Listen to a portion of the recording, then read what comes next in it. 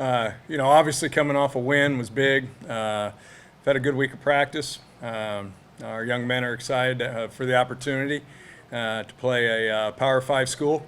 But we still got a lot of work to do this week, and we'll keep preparing.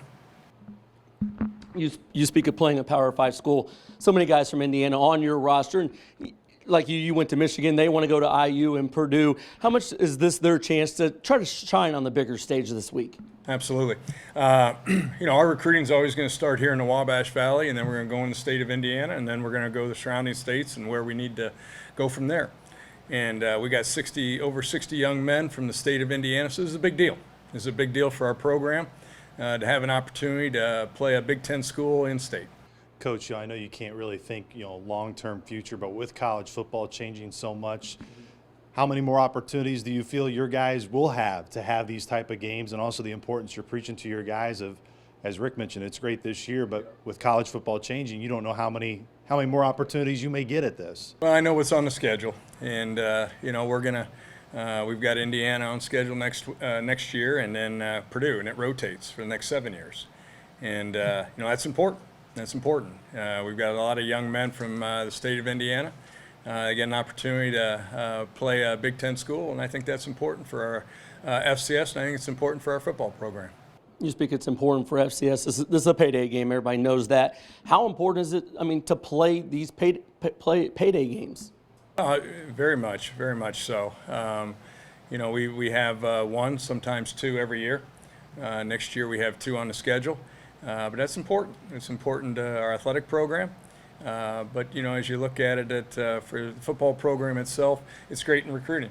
I know a lot of young men have looked forward to this opportunity to play Purdue.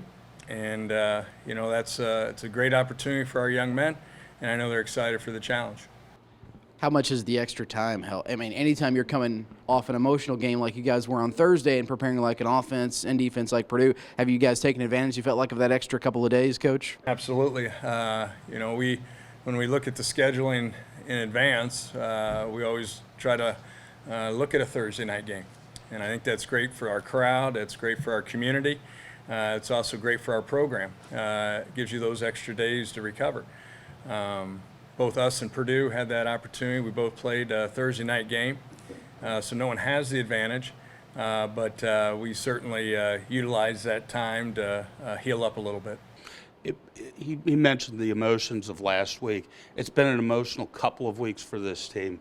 Where is this team right now emotionally in your mind? Well, I think better. Certainly the healing process is going to continue, but it's going to continue on, but I think every day we're getting a little bit better. Does it become more difficult when you are going to a place? Omarian's going to be yet. He's not going to be with you on this trip, I assume. How does that play into, you're going to have to go through something like that, it seems like maybe every week? Sure. Obviously Purdue is going to have a moment of silence, so appreciative of that. But our young men have stayed focused, and it's been a tough couple weeks.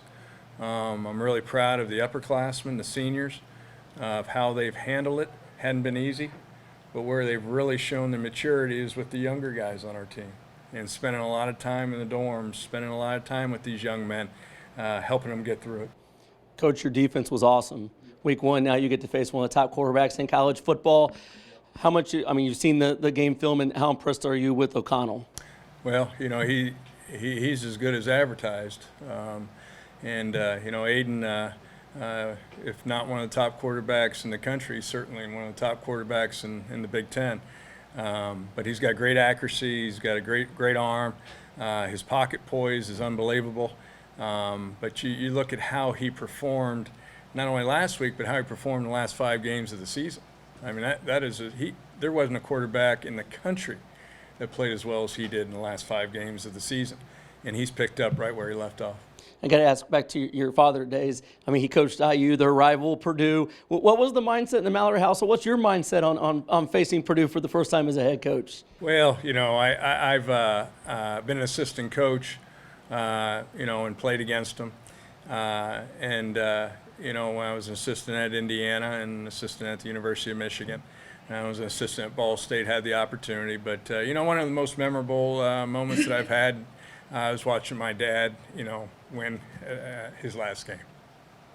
What was the dad's ever put into you? We don't like Purdue. Yeah. You know, my dad has got the utmost respect for Purdue, and always had. You know, with Coach Tiller, with Coach Coletto, with Coach Burnett. You know, my dad had the utmost respect for Purdue.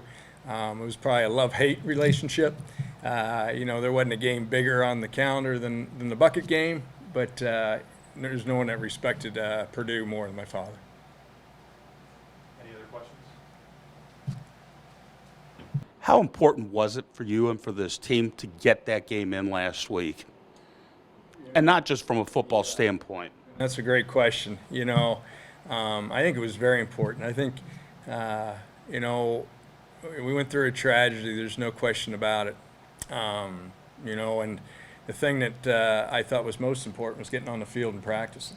And you know, when you lose part of the family, you get through it together. And getting back on the practice field was the hardest thing to do, but it was the right thing to do. And once we did, things started getting a little better. You know, and I think that's how our young men approached it.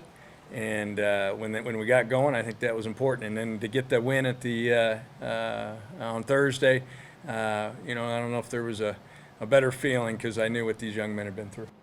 When you think of the progression of guys like Dante and Mike Hopper, those are two big offensive weapons you're without this week. Just where are they at in their progression, Coach Mallory? Yeah, we're going to have them both. You know, they weren't quite 100% last week. I know they wanted to play, but we'll have them both this week for Purdue.